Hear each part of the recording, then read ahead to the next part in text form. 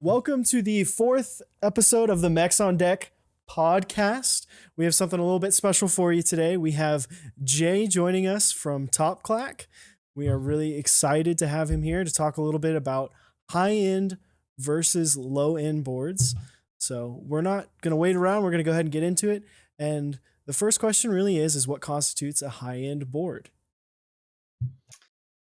Well, firstly, thanks for having me on the show. Glad to be here. We're glad you are here.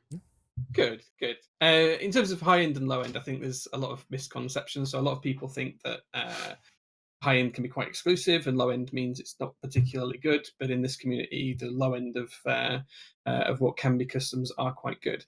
In terms of what the difference between the two is, low end usually means it's cheaper, easily accessible. And when we use the word cheap, that's not always accurate for this hobby, but it's cheaper than the other end.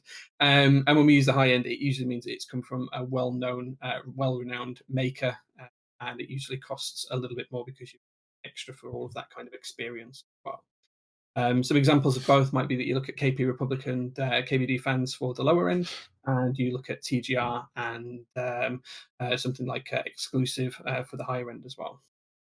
Yeah, so I think there is a kind of a tiered list that we've talked about amongst ourselves before about there is definitely a tiered list of in the community when it comes to the high end boards and versus the low end boards, and like a lot of that comes with quality.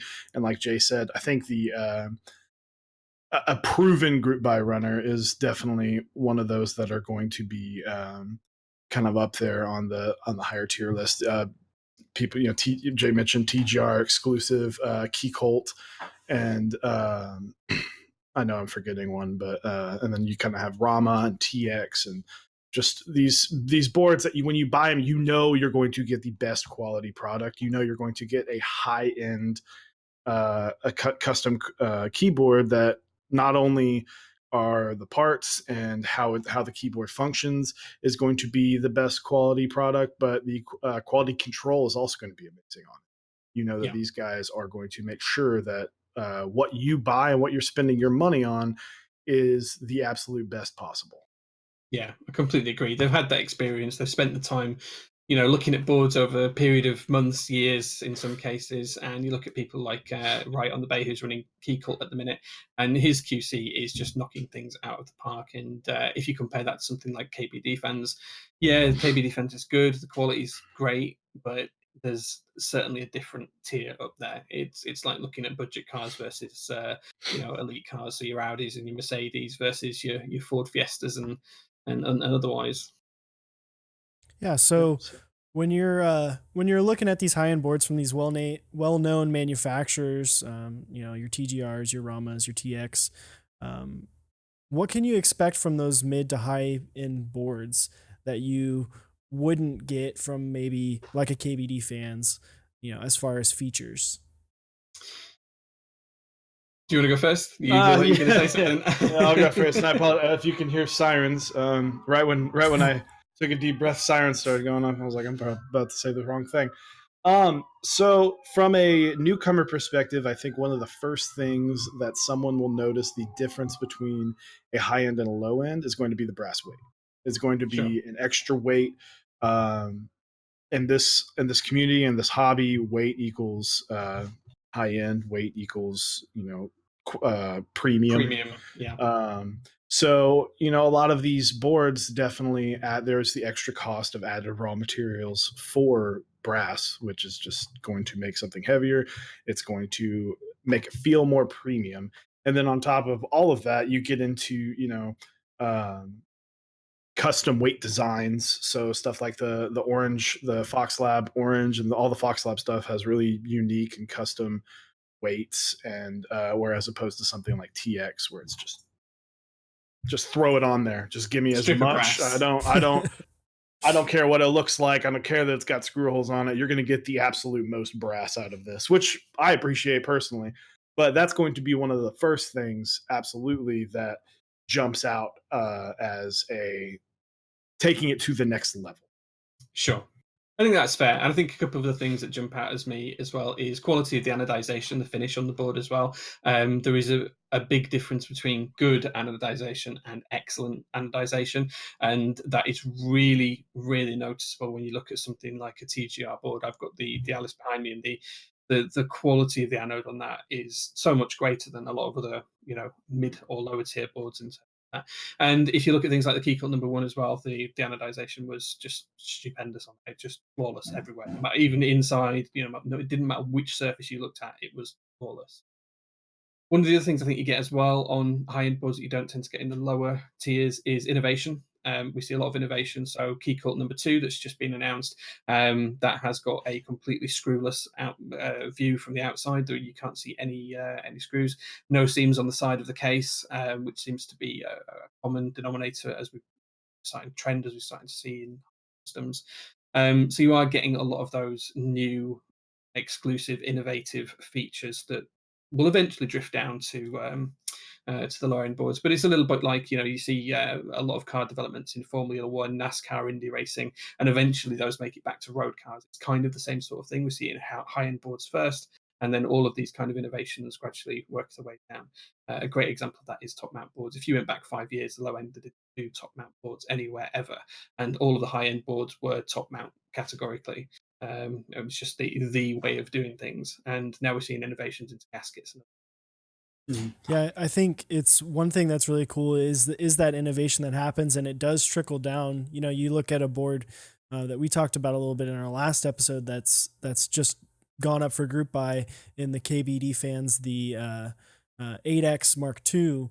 That's a board that has a full engraved weight, which is not something that KBD fans has had before, to my knowledge.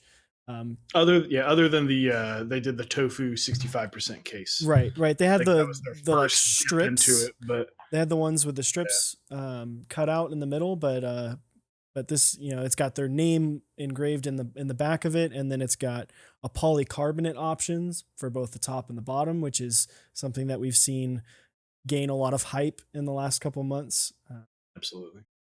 Yeah, So- I don't. Yeah, with the polycarb too, that's something that a lot of people actually get confused. Polycarb is actually a lot of times more expensive if you want a really good quality product.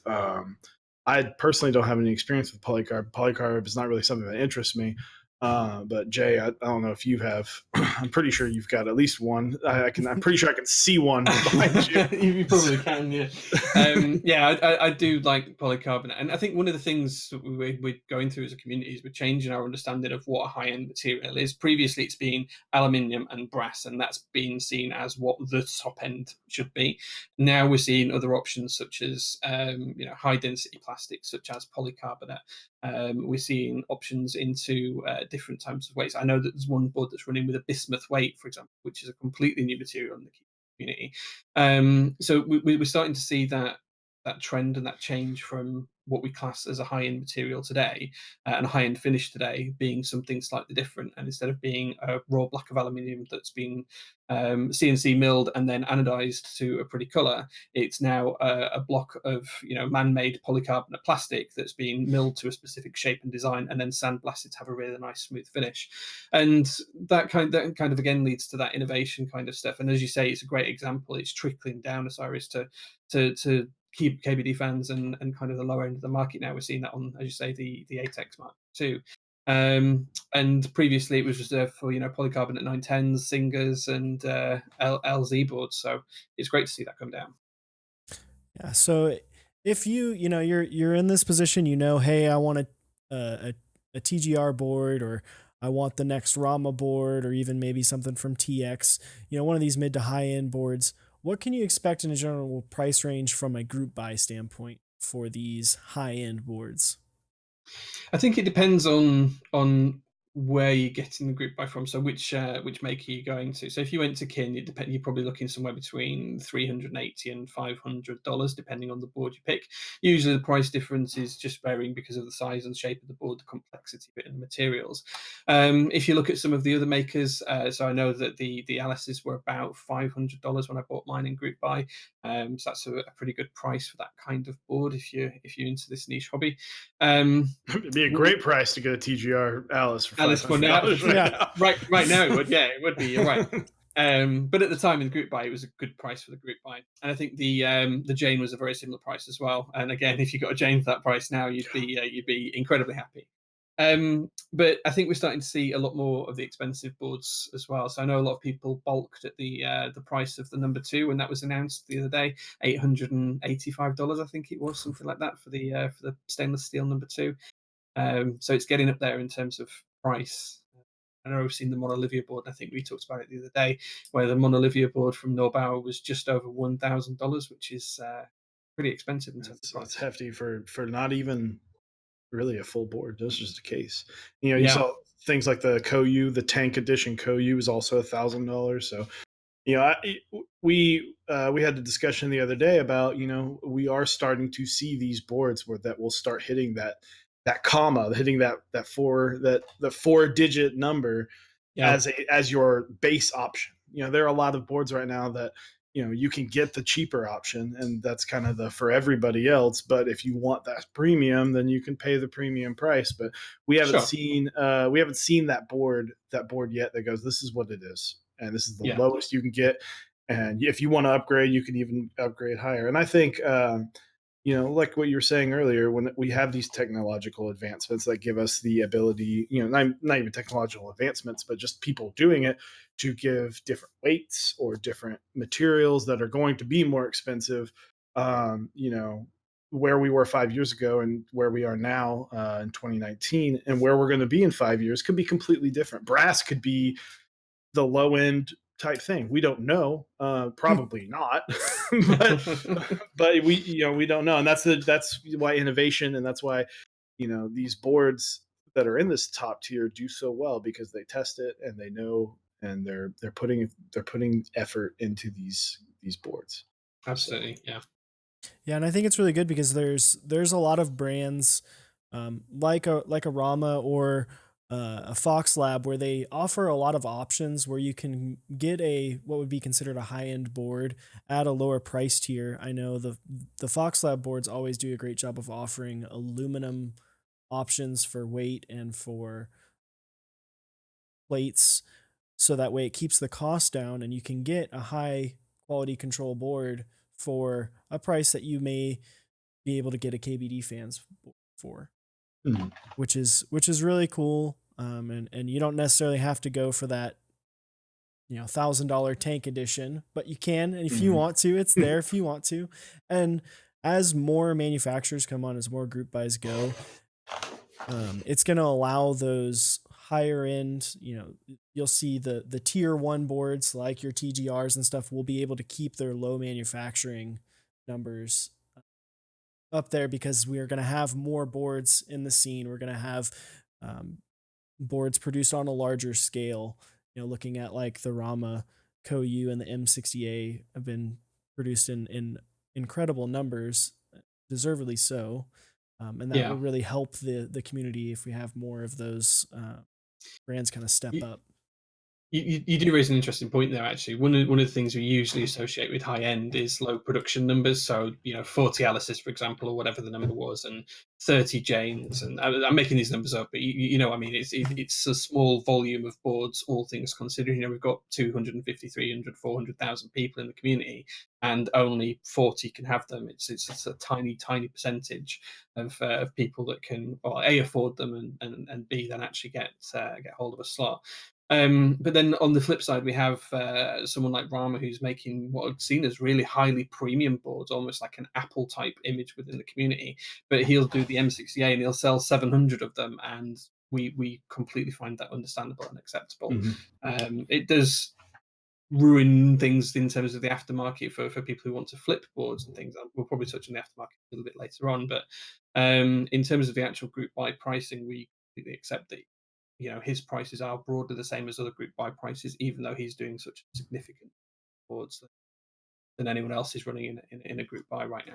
but we still see it as high end. And I'd almost put it as kind of you've got the artisan makers type thing, where you've got the TGRs who are doing small numbers of boards and the key cults of the world, and then you've kind of got Rama on one side that's kind of, as I say, the Apple kind of brand ambassador within the community, and he's doing all of these big things with $1,000 boards like the Koyu and all of that kind of stuff. Yeah. So, and I think another thing that really does separate, especially Rama, um, but it does separate within this. When you're paying this certain amount of money, you're expecting a certain quality of product. This is something we had a conversation about all this the other day, but um, packaging Sure. and Agree. Yeah. displaying how everything looks and how it's presented. You look at Rama. Rama is a master of marketing. That guy, and he knows how to make you want something more than you even realize you want. And that comes with the experience. This is something that we talk about a lot, and we talked about in the last episode, is you want your experience to be good. And so when you're buying these high-end boards, these five, six, $700 boards, you want the experience to be great. And that these group buy runners know this, and Yeah. they make sure to design something. Now, I have not, I've gotten a Zephyr from Zeal, and I've had a TX, and those were both great. But Jay, I'll let you talk more about the experience of opening these high end boards, because you have a little bit more. Yeah, it's an interesting one, and it is something that improves. It's kind of like almost like a tiered scale again, like we were talking about before with this. So, for example, if you get a board from KBD fans, and I've literally just got one today, so I've got my personal KBD 67 today. I've built a couple previously on stream, and they've always been for other people, and I've always kind of wanted one because it's a really good quality board for price. And I finally got one today, and you unbox it, and it's kind of the board's there, and it's sat inside a couple of bits of flimsy cardboard with a couple of bits of polystyrene to protect it, and it's just kind of there, and you open it up, and you take one piece of foam out, and that's it. You get the board in your hands. You start to go up the price range a little bit more, and that completely changes. So you open something like a TX, and you get the nice TX bag in the box. So you open the box first, and you've got the bag in the box. You unzip the bag, and you open it up, and everything's nice and neatly folded up inside. And Kin sends his boards out wrapped in a really nice soft cloth, and it's got the TX logo on there, and you can see that above the board. And you kind of peel that off, and then the board just shines out from underneath, and it's a good experience. It makes you happy. It's been protected in that case all the way to, it's been babied and looked after. And then you have other makers such as TGR at that kind of similar sort of price range, where they'll have completely milled out boxes of really nice packaging stuff, and the boards will just sit nicely inside that foam where it's all been milled out properly, and it's kind of made for the board, and it fits snugly and tightly, and you have confidence. And then you get someone like Rama, and Rama just he picks it up and he hits it, and it's out of the park somewhere. Because basically, you get the Rama box, and it's all covered in his logo. It's all stylized. You open the box at the top, and then you have kind of an unboxing experience as you go down through the layers of packaging. And I think the M60A was something like you open the top box, and there's like screws and a tool there to put it together. You take those out, and you fold back a flap, and then there's another little layer with it which has got something wrapped up in it, and you take this like mount. It's all wrapped up nicely with Rama logos and nice tear off strips on the plastic and things like that. You put it to, you end up with all these 6 or 7 different pieces, all individually wrapped and beautifully displayed, and then you kind of open them up, and it is genuinely like opening an Apple product, where you get that nice plastic on the outside of the iPads, and you get to peel it off, and you feel really good, and you have that whole genuine experience of unboxing something that just feels fantastic. And the same goes for Keycut as well. Their unboxing experience, the box opened and unfolded in a really nice manner, and everything was wrapped in linen inside, and it just had that premium quality feel to it.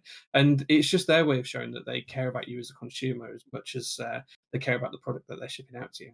And that's not to say that your experience with something like a KBD board is not going to be amazing. You can, if it's your first board, that's going to be awesome. I mean, that's the Agreed. quality. The quality is there, but these people decide that they want to make sure your experience is the best possible experience. And so, the difference between me opening up my Tina, the first build board that I bought for myself, that I did not have Osiris here build for me. Yeah. It was cool. I was like, oh, this board's got this little nice box with a decent cutout and all that stuff. And then when I got my TX, I was like, oh, this is like next level. Like I'm opening up this nice case and all this stuff, like you already described. And so, you can have these awesome experiences, but that is something you are paying for, and that's something that the difference is there. So Yeah. Yeah, it's that branding and that experience and all of that together is actually a lot more important than a lot of people realize in terms of how it affects you and then how it affects you mentally and how it creates a memory for you. I know Yeah. when you open that first board for the first time, that higher end board, and I'm really excited. I actually just had my TX60 came in today. I got to go pick it up from the post office, but I am excited for that unboxing experience when I get to do that, most likely tomorrow. But it's something to look forward to, and it's something that you appreciate out of product. Yeah, you're not kidding me. I got my TX60 yesterday, and I've taken the bag out of the box, but I haven't opened the bag yet. And it's kind of like I'm almost building that anticipation because I've been at work and I've not had a chance to open it yet. So I completely appreciate where you're coming from. You build that excitement yourself. Yeah. if you're wondering, well, apparently, these guys are a bunch of posers, but No. this is a TX60. This is the Oh, big slab we talked about. Now they got theirs in copper. Yeah, we're So, copper bros down here. There, I'm sitting here with my sweet brass board, laughing You- at their mistake. But You're making me want to unbox it live on live. maybe on Twitch. maybe at the end we can throw that. We can have a Ooh. little unboxing experience. So, but yeah, it's just it's a neat thing, and on top of that, that's like free marketing if you Yeah. think about it. If you open up this Rama and you're like, man, let me tell you about the packaging there, like you're already talking about something. So, and then people are gonna go, well, now I got to go get it. Yeah. So, Yeah, agreed. Yeah, it's hype building for the absolutely. So now that we know a lot about these, a lot more about these high end boards, uh, what are these kind of lower end boards? And like Jay said earlier, when we say this, we don't mean bad. They're not. They're still fantastic boards, and they're getting better and better every release. But what would be considered a low end or maybe a starter board? I think the first thing that people kind of jump to is KBD fans, and I will say KBD fans is killing it right now. I think if there is anyone in the community that is moving the community forward, it's KBD fans. They've really dug their heels in help bringing in all these new people. They're not striving with these crazy innovations, and they're not pushing, all these boundaries, but they're making keyboards accessible to people. And that's what we want. And we want this community to grow, because who knows, the KBD fans, the tofu could have brought someone into the community, and in 3 years they could be building one of the best boards that's ever been made. You just don't know. And so that's why I think KBD fans is killing it, and their stuff is on the cheaper side, which is great. But some of those do come at the cost of cutting some of these premium qualities to these boards. Like, you're not getting a brass weight. You are going to be getting, you're not going to find a gasket mount. Maybe not yet, but KBD fans, I could totally see them. Maybe. I mean, and either by the end of this year or next year, it would not surprise me at all if KBD fans came out with some sort of gasket board. Yeah, and that Just goes because back to what we were saying earlier on about the trickle those down. everything trickles down. Yeah, trickle down economics. Where we heard that Exactly. but it's true. That's what happens. And I think you're right about the brass weights. I think a lot of KBD fan stuff has brass accent pieces, such as the KBD 67. And to be honest, that was my budget board for 2018, was a KBD 67. It's expensive compared to a lot of retail and OEM boards, but if you consider $180 for that kind of kit 5 years ago, 3 years ago, 12 months ago, you wouldn't have been able to get something of that high quality for that kind of price. And some of the other players out there, so it's not just about KBD fans. There's things like KP Republic. Their Daisy 40% is less than $100, including a PCB and a full aluminium case, and that's shipped from China all the way to your door.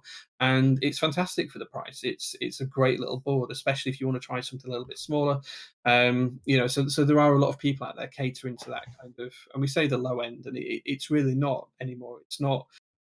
You're not cutting back in terms of the quality necessarily of the product you've got. You may be cutting back in terms of the quality of the design a little bit. But they can get boards out there for that price. It's fantastic community, as you were saying. I And think I the think, yeah, sorry, you go. I was going to say that the biggest thing that I think we've seen in terms of the difference between the two here is when you look at the high end boards, they'll have tighter tolerances and they'll use multiple different machine parts to make the board and to CNC out elements of the board and add chamfers and edges and things. And the way that KBD fans and the other manufacturers at the lower end kind of accommodate those cheaper prices, they reduce the amount of tooling swap outs needed on the CNC machines, and they make it so that the radius on corners is a little bit wider and a little bit broader, so they can use one type of tool for the whole thing rather than swapping out for a second type.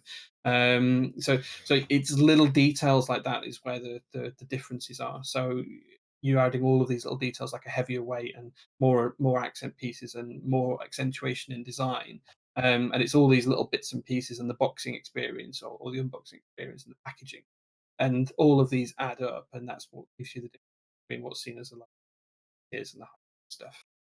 And like Jay was touching on a moment ago, you know you, we need these companies to have these smaller boards because it is about the KBD fans. Their company's not targeting these people who are buying Janes and Alice's, and they're not trying to target these people that want to buy these crazy. I mean, they kind of are, especially with this KVD 8X. They're kind of starting to move in toward that, but they want to buy. They want to get the people that go, I've seen these gaming keyboards. I have MX Reds, but I actually kind of want to try tactile, and these switches are awesome, and just buy a switch tester, just buy them. So, but someone in the community could very well go buy. I mean, KBD fans has like $14 plastic case.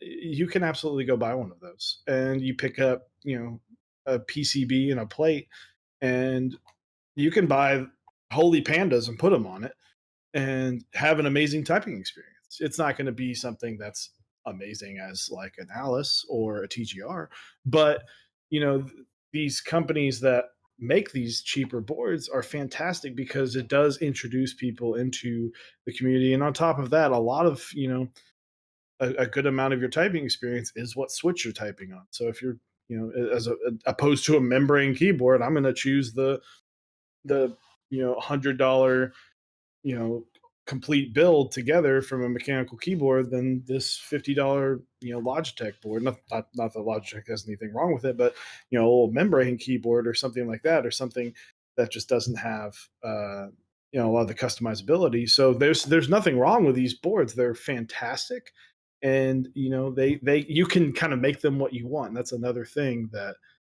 these lower end custom boards can offer. So Yeah. Yeah, I completely agree. And it's all about customizability and preference. That's what this hobby's based on, right? That's where it's founded on. You can have the layout you want on the type of board you want with the switches and keycaps that you want. It's not necessarily about having the greatest or the best. And in that respect, beauty is in the eye of the beholder, right? If you're the person that's wanting to budget $50 on a board and you get just saying a plastic case and a tray and a PCB and a plate and some switches and some keycaps for $50, $80, and you're happy with that, that's fantastic. Let's get more more power people to as you. happy as that. Exactly, yeah. And if that's not enough for you and you want to expand more, you want to come into the hobby a bit higher and you go for a Tofu or a KBD67, or you go for one of the KP Republic offerings, or you go into one of the group buys and you get a TX board, or you get an exclusive board, or a Fox Labs board, or even if you go up to the TGR stuff, as long as the end result is that the person who gets that board is happy with it and they are enjoying the typing experience that they have, then more power to them. Beauty is absolutely in the eye of the beholder in this kind of. Yeah, I think one thing that's also really really cool about these manufacturers like KP Republic and KBD fans is they also do kind of provide an upgrade path for you as you get more invested in the community. Look at my board starting for example. The first board that I ever built was a Tada 68 kit, right? $100, got some switches, ended up being with shipping and everything. It was under $150, right? Used it, loved it for a while. And instead of getting a whole new board, I went out and bought the an aluminum case for it. And Mhm. I'm able to just completely get a new experience from that board by just switching the case out, going from that plastic case to an aluminum case. And now they even have other things like they have the 65% tofu you could throw your KBD, your Tada 68 in. And you can really change the way your board feels and the way it looks and get a more premium experience through that kind of upgrade path. So if you start at, a $14 plastic case, you're not stuck there. And that's one thing that's really cool that they offer that you don't necessarily get when you're going through some of these larger group buys for these more expensive boards. You're not going to have really much of an upgrade path in terms of the actual board itself. Mhm. Yeah, and I think that's just something that's fantastic. I mean, you are buying the finished product. Sorry, can't talk today. Finished product. When you get one of these higher end boards, but when you want to experiment and you want to try different things, perfect. That's going to be something awesome. But one thing we haven't touched on, we talked about this with the higher end, is something that can go wrong, unfortunately, is quality control is going to be lower. KBD fans are making hundreds, if not thousands, of boards, and they don't have, they're not going to have the personal touch that someone who's only running 25 boards can have. You just can't. You just, if you want to either that or these boards would be insanely expensive because they'd have to pay a lot of money to pay for these people to keep checking them. And so, or you just would, it would take a year to get. But these, you do run into the issue of quality control. Now, I personally, I've always been happy with 90% of the stuff from KBD fans, and they do have, like, specifically KBD fans, they do have a solid support team behind them. We're not sponsored, by the way, by KBD fans. I know Jay is from TopClack, so, but our channel is not We're not, sponsored by yeah. them. But I love KBD fans, and that's almost, I can't think of another company I would immediately suggest to someone who's entering the community than to going in these. But unfortunately, with I mean, that just kind of, that's the belly of the beast of wanting to be a mass production company, is you're not going to have that awesome quality control. It's a fair comment, and I think in terms of the actual overall finishes we touched earlier on, the quality is not always the same as some of the higher end stuff. But you're absolutely right in terms of quality control. It's an effort. It takes time to QC stuff. It's not a quick process. If you speak to Yutski from TGR or Right on the Bay from Keycult, they spend a couple of hours per board packaging it and checking it over and making sure that the anodization matches and that there's no scratches in the plate and all of that kind of stuff, and sending it back to manufacturers. And if you've got 25 boards and it takes you 3-4 hours to QC and pack each board, that's, it's a lot of time. It's a hefty investment, somewhere between 40 and 80 hours. It's a lot of time for people who work full time. Then if you're selling 1,000 boards a week or even 500 boards a week, I don't know what KBD fans volumes are like, but it must be pretty significant. Then 500 boards a week, you don't have time to do it. You have to cut your QC time down, or you have to slow down your delivery time. So it's one of those known quantities that you just have to accept that there might be something wrong with the board. Now, you just touched on the fantastic thing about KBD fans is if there's something wrong with your product and you send a picture saying my board's covered in scratches, the first thing that they'll do is they will apologize and they'll ship you a new one out and they'll ask you to send the old one back. And whether they re-anodize it and ship it out again later on or whatever, that's up to them for their stock. But they will make sure that you get what you paid for, and they'll absolutely own that one. Mhm. Yeah. It's really fantastic what they offer for the community. And I love the fact that they are ingrained in the community at all levels as well, sponsoring different Oh, sure, streams yeah. and making sure that they're involved in every facet and every level because they don't have to. That's one thing that's really good is in a lot of other different communities, these, like, because KBD fans could totally just turn their back on the high end community and just be about volume, but they don't. They strive to always be better and always get better with every release, and that's awesome as they branch into making their own switches and doing more and more group buys every week. It's fantastic that they are so ingrained in the community from all levels. Now, now that you've kind of moved on from buying something that's readily in stock and you're looking at a group buy, what is the difference in quality that you would get from maybe a smaller group buy that's maybe from a lesser known manufacturer or manufacturer or group buy runner versus a larger group buy runner that's got more history within the scene? I think the term high risk, high reward can kind of come into play here with the lesser known people in the group buys, or people running group buys and group buy runners, because these people like Ken 25 from TX. They didn't always make the greatest boards. They didn't always, they had to kind of struggle at first and kind of just grind through and power through it, and now they're making awesome. I would put the TX boards in kind of that high mid tier. Um, not they're not going to be TGR quality, but they're nothing. There's nothing. No one's saying anything bad about TX boards.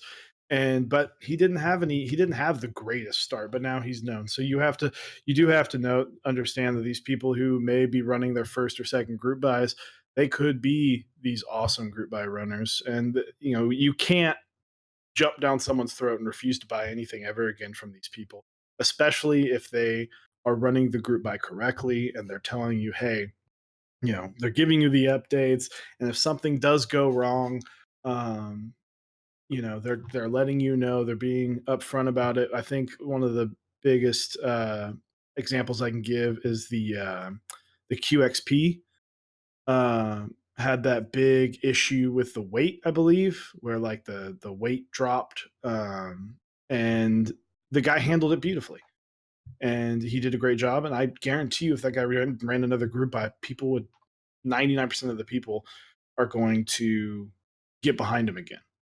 So Yeah. you have this, and that was, I don't know about his status on whether or not he was a first time group buy runner, but you do, it is a high risk because you are giving a substantial amount of money to someone, and you just have to hope they don't run off with your board or with your money. And but I think you can get a very, very awesome quality product. So Another good example is Zondat from Noxry Keyboards. He's a really good friend of mine. He's part of the UK community.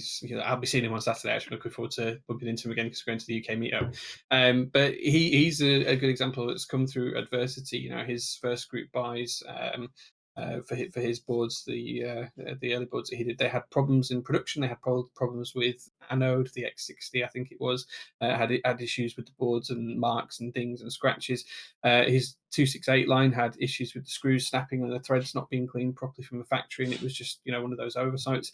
But the way he's handled that adversity, and he's grown from that. He's taken his time. He's fixed the problems. He's made things right. He's taken the opportunity to kind of address it with the community, and now he's got the community back behind him. And his last board, the T60, sold out in seconds, and everyone's really happy about it. And I let Brian borrow mine, and I don't think I'm getting that board back. But that's just not even close. Just invoice him.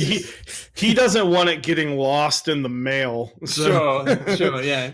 But it's just testament to the fact that Zondat's turned that around, and he's had those production qualities, and now he's got group buys that are running with boards that are being produced and have that kind of quality that people don't want to let go of them. It's just kind of the proof's in the pudding, as it were, with that kind of stuff.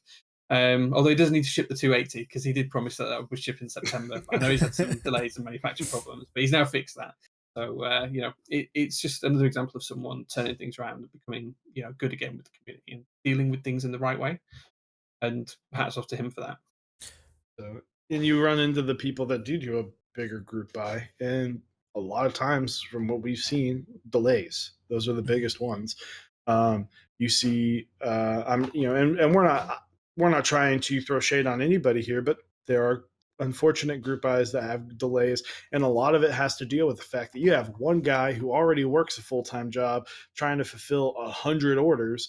And so boards, we talked about this on our last episode, boards like the M0110, which I'm in on, major delays because it's a much bigger order, And so when you get past that 60, 80, $100 or $100, but 100 quantity mark, it starts becoming a much bigger issue than I think a lot of people realize. And I've never run a group buy before, but I know another instance, Telestron, who is running the Lumina group buy that Jay, are you on? I know that. Yep, I'm in the group Yeah, buy. okay. I was like, I'm pretty sure all three of us are Yeah, in the we group are. buy. Yep. Impatiently waiting on the Lumina group buy. Especially now. So and yeah, especially now that, but he's updating, he's doing it correctly, but you do run into these issues where he's stated his frustrations where he's like, I'm just, this was a lot of boards and probably too many boards, and if he wants, moving forward, he mentioned about wanting to do smaller group buys, and that totally makes sense because, if especially when you have these 200 board orders, you don't want to run yourself into the ground and then potentially release something that's not as good. So, yeah. At the end of the day, these big manufacturers that we know of now all started somewhere. Like if you look back at Rama, the M65A wasn't a particularly easy group buy to get through. It had lots of delays, lots of issues throughout the process, ended up not getting shipped out when it was expected, and then there was even more delays, and then there was some issues with the boards themselves when people got them. But now that's a board that if it's selling $200-$300 above what it retailed for back a couple years ago when the group buy was out.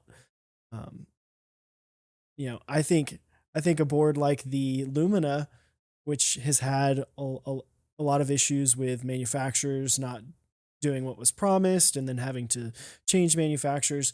Well, now what's really cool about it is we're actually getting a what would be considered an upgrade in terms of finishes, and Telestron has gone out of his way to make it right for his community and for the people who purchase this board from him.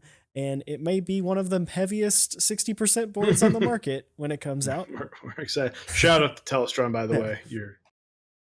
We're really excited cool, for that. Especially after those pictures came out the other day, and that the base, hype train, hype train times 10. I truly feel like anyone who did not get a brass model is going to be looking at that, and when it comes out, they're going to be like, "Man, I wish I got kicking one." themselves, definitely. So I'm feeling like that's a board that could not necessarily skyrocket in value, but I think it's gonna be a board people want. It's another good example, as we were going back to earlier on talking about innovations. It's it's the first time that material Corian has been seen in keyboards. It's not been used previously, so again, it just harkens back to that earlier conversation we had. Yeah, and that's one thing that's really cool about the different group buys that are being run right now. And there's a lot of innovation in them. There's a lot of people taking small things from other group buys, applying it to their designs, and it making their design better and more unique. So it's really cool. So one thing we have touched on a little bit, and we'll kind of dive into it now, is resale.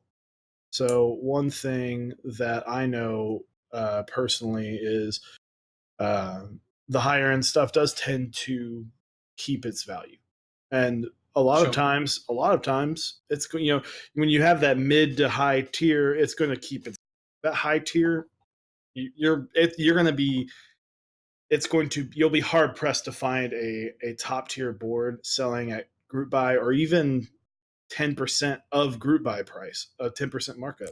If that's, some of these boards are going for almost insane prices because you have the hype around them. There's only a few out there, and so that's why we see these boards like TGR boards with double, almost triple the group buy price, because they're exclusive. They're not, there's not a lot of them out there, and there's a lot of people. So yeah, it's interesting in the aftermarket for stuff like this because, as you say, if you bought a TGR board for $500 in the group buy, the chances are that you can sell it for $1,000 or $2,000 or $3,000 now, depending on what model it was. And you're doubling, tripling, quadrupling your money effectively, or you have the opportunity to. That being said, if you do buy something like a KBD fans board, you're not going to be able to sell a tofu on the aftermarket at the same price as what you paid for it. You're going to have to sell it at a loss. And that's because someone can just go to KBD fans and buy a brand new one at the price that you paid without any, or even less if, Waze drops his prices.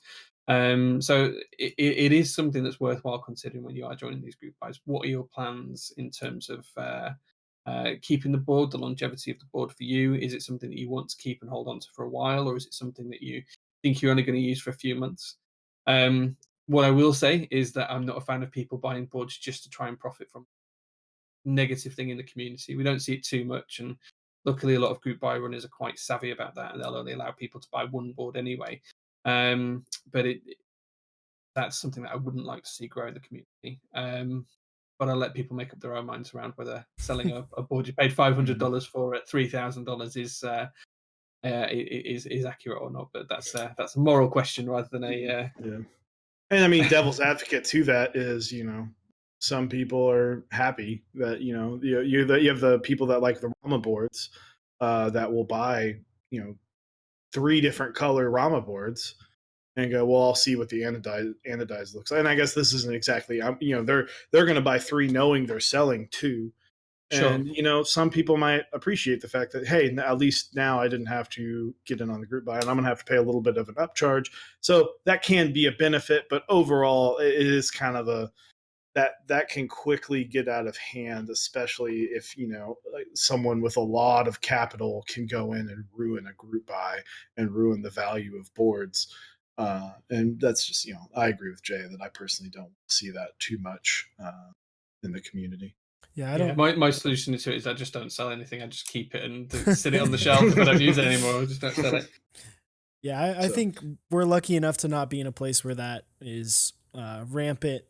It's not like a designer clothes or like Supreme stuff where people just go in and buy everything they can just to turn around and sell it for 2 to 3 times the price. I think we're lucky in that sense that we don't have that happening. I don't foresee it happening. I think it would be especially very hard on the high end do. boards. Yeah, the high end boards with the renowned group buy runners. I think those are the people that are going to actively be dissuading people from doing that. So yeah. As I said earlier on, they are quite savvy. A lot of group buy runners, they will notice if someone's buying 2 boards, and they'll kind of say, hang on, wait a minute, this is a raffle. You're only getting 1 board, you ain't getting multiples and things like that. And they'll even ban people for multiple entries, right? That's something else that they do. So it is something that community actively looks at. One of the other interesting points that we haven't touched on is we've only really talked about high-end boards that are currently being made or have been made recently. There's a lot of what's considered high-end boards, such as OTD on the desk boards from Korea that were made 10, 12 years ago. And they can go for crazy money. I know of those that have gone for 5-figure sums and higher. So there can be some seriously expensive boards in the aftermarket there, which just goes to show that they've kept their resale value insanely high, and the other interesting thing as well is that a lot of the innovations that were made in the Korean community back in the 2008 2010 sort of era with the OTD boards and kind of gasket mounts and plate innovations and stuff, we're only just relearning that in the Western community now. So we're starting to put relief cuts in plates and PCBs. We're starting to put O-rings underneath PCBs and have gaskets in there. And this is kind of treading old territory for the Vietnam community. They must be looking at us and saying, what are you guys doing? We've been doing this for decades. They're like, how cute. Yeah. Oh, look at these guys. So, and it's it can be nice though when you do buy one of these boards. It can be a comforting experience knowing that let's say you only ever buy TKLs, or you came from the 1800 or just the full size layout, and you go, I want to buy one of these Rama boards. This M60A looks fantastic, and you get it, and you're like, whoa, timeout! I didn't realize how much I needed a numpad, and I need to crouch in my video games, and so I no longer have control in the right spot, and I hate this. There can be when you are putting your money towards this high end product, and you're spending a considerable amount of money. It can be that's less risky because you're going to buy something that if you don't like, you'll be able to sell and Sure. potentially flip for even a little extra money. And so, but with something like if you get like a KBD fans, yes, you're spending less money, but you're not going to get that much money back. And that's not really a bad thing. It's just something to think about, especially when getting in on some of these high end boards. Is you're if you're in the high end, you're able to take more risks of a layout or of what we're seeing a lot right now is the half plates. I know the Xeno just ran from Zeal, and a lot of people got in on the half plates. And not that that board's going to be bad, but if someone doesn't like the half plate option, that Xeno is going to flip. Um, so and then so it's good knowing you can take these risks with the high end boards where it can be a little concerning to some people going, well, I don't want to buy this and then lose a bunch of money on it. So Yeah. Yeah, I think people do want to make sure that they can at least retain the value of their boards going forwards. It's not something that they would want to lose money on. They don't want to lose that kind of. And for a lot of people, it is a lot of money that they're spending. $500 is a lot of money to anyone. I don't care who you are. It's a big chunk of change. It's not pocket money, is it? It's a serious purchase at that point. People pay less for cars, so it's certainly a purchase that's worth considering at that. Mhm. So I'm looking for a board. I've just watched this video up to this point.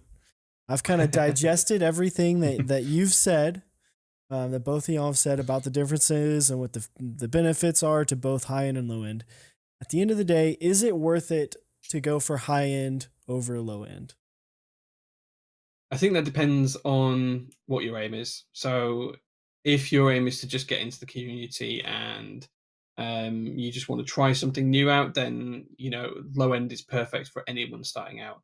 If you've got a bit of experience in the community and you want to try something that's a little bit nicer, a little bit different, a little bit more premium, then you have to bear in mind that you're paying for a series of small incremental upgrades. So anodization quality, the difficulty of the machining of the parts, the unboxing experience. That's where the worth, the value starts to increase. So if you're someone who values that, then absolutely can be worth it. I wouldn't have the shelves behind me. And to touch on that, I think it exactly if you're brand new, you don't. I mean, spend your money how you want, but I personally don't think you need to be going and grabbing a Rama right off the bat. I mean, if you're someone who has expensive taste, then sure, more power to you. But you can you can buy something a little smaller and something with less investment, less capital investment on the forend, and see if you like it. Most people are not coming from a 60% board. So if you're wanting to look into these 60%, I right off the bat, I'm not going to recommend somebody a TX board or a Rama board or a key if you can if they happen to stumble upon a key cult 60%, which would be impressive. Um, but you don't. Just lying around. I'm not going to recommend one of those. But for someone who is, they've got a tofu and they came from the Corsair community and they bought a tofu and they love their Zelios and all that. I'm going to recommend. Hey, listen, like the experience and the overall quality is better and it's going to be a better experience. So I think, I'm still probably not going to recommend them a TGR right off the bat, but they're as Eric said, Cyrus said earlier, there are stepping stones and, you don't have to go up this scale, but I think that if you see the value in keyboards and you see the value in the experience of the keyboards, and you see the value in spending your money on this, yeah, I'd say just go for it. So Yeah, I think it really it comes down to what's important to you. What do you look for in in things when you're purchasing, whether that's keyboards or clothes or cars, anything in life.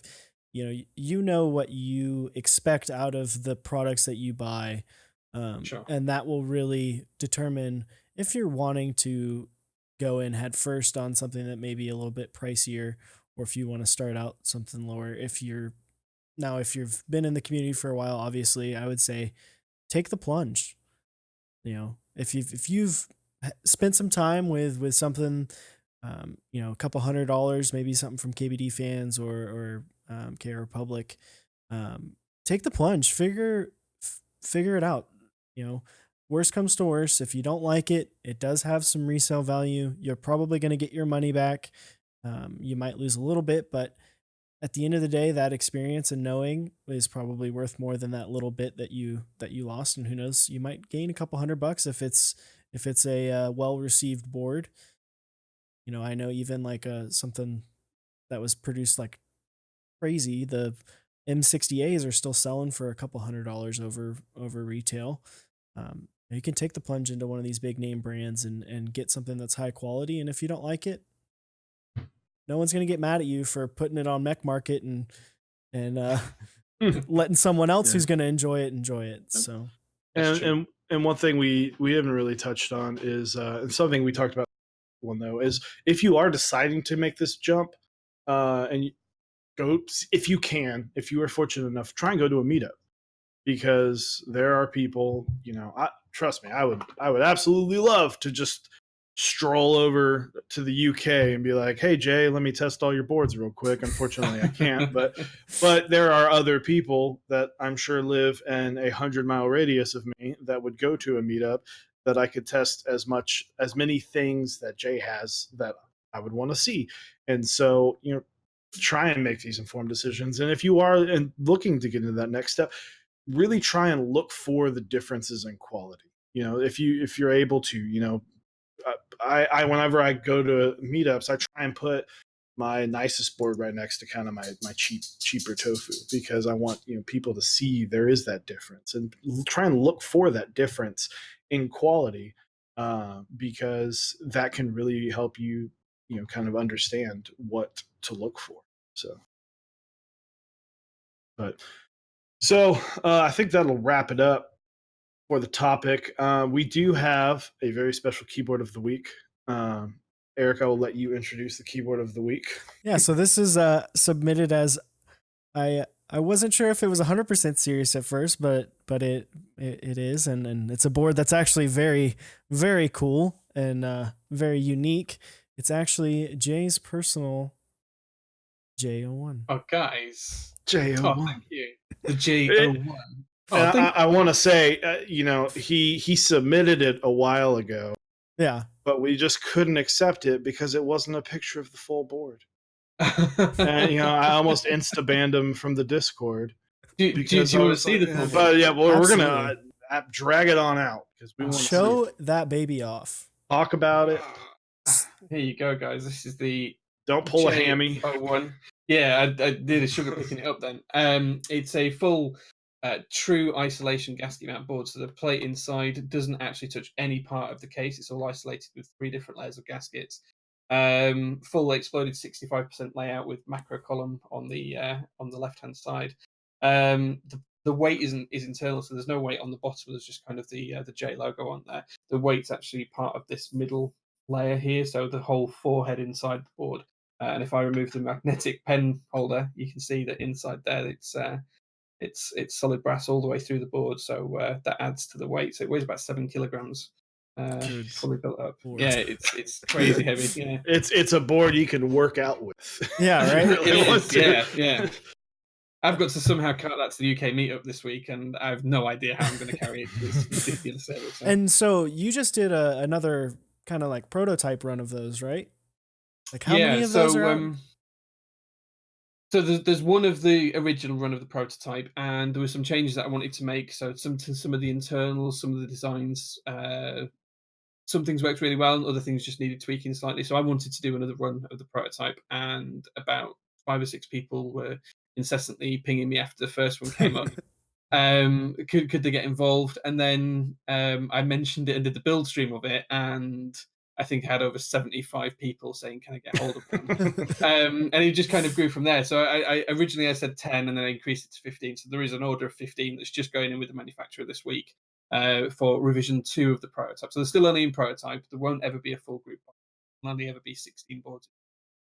But they are very much a prototype V2. Make sure that the tweaks that I've made will improve the board and the quality. So yeah, 14 other people expecting them out.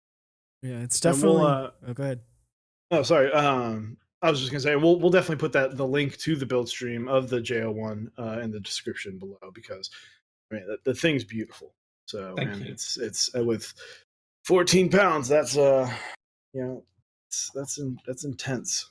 That's a lot of weight. It's It's a 14, weighty 16 board. pounds. So Yeah, it's hefty to say the least.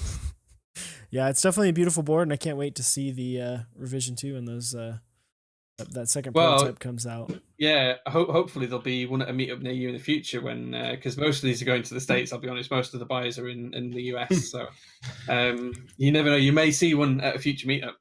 I would love to get my hands on one. So yeah. But, well, Jay, thank you for joining us. It's been awesome. We're super glad we got to have a chat with you the other day, and then we're getting the chance to record with you now, and we're just very happy to have you on from TopClack. Go ahead and Jay, give your shout outs, give your plugs. Yeah, get it all out. This is your time to plug as much as you want. Do come and check myself and my co-host Brian out on TopClack. We stream every Thursday at 6 p.m. San Francisco time with a kind of review and roundup of all of the Keyboards Week news. We also do build streams every week, so come and check us out on a Sunday afternoon, my time, so it's usually late Sunday mornings, early Sunday afternoons in the US. We do a build stream every single Sunday, apart from next Sunday because I'm at the UK meetup. And keep your eyes on the space, because we're going to be bringing out some new content styles soon. So looking forward to that as well, and seeing how the community reacts to it. Awesome. All right. Well, thank you very much. Thanks again for letting us kind of talk to you a little bit about this this kind of in-depth topic. I know this episode is a little bit longer than what we typically have, but we're excited to get Jay on here and kind of pick his brain about his very vast knowledge of high end and some low end boards as well. I know he's really loves that KBD. That's 67. 67. I'm excited to see the what it'll be. I just got. I'll show you guys now, really quickly at the end of the stream. I just got this today. This is from Way. I asked him for a special color that doesn't usually come on the KBD 67, but it has been on his other boards. It's chocolate color. But this is really nice. All the packaging. You're gonna have to take that chocolatier off that Satisfaction 75. That's the kind of plan. But this is a really nice chocolate KBD 67. So, and it's just crazy the anodization of these KBD fans boards. They're just fantastic. It's the quality's the tofu. I will say I was a little salty because I had a Clippa, and the tofu kind of killed the price of the aftermarket price of the Clippa, because I mean I would pretty much say it was the exact same. If it was anything, it was 98%.